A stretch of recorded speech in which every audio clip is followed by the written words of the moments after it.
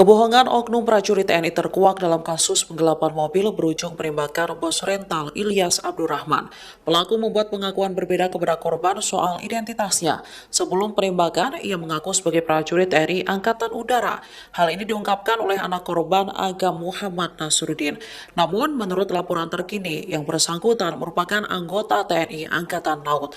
Komandan Pusat Polisi Militer TNI, Majen TNI Yusri Nuryanto membenarkan keterlibatan prajurit tersebut. Ia mengungkapkan bahwa prajurit itu kini diamankan di Pusat Polisi Militer Angkatan Laut pada Jumat 3 Januari 2025. Panglima TNI Jenderal Agus Subianto menyampaikan pihaknya akan tegas kepada prajurit TNI tersebut jika terbukti bersalah dalam kasus ini.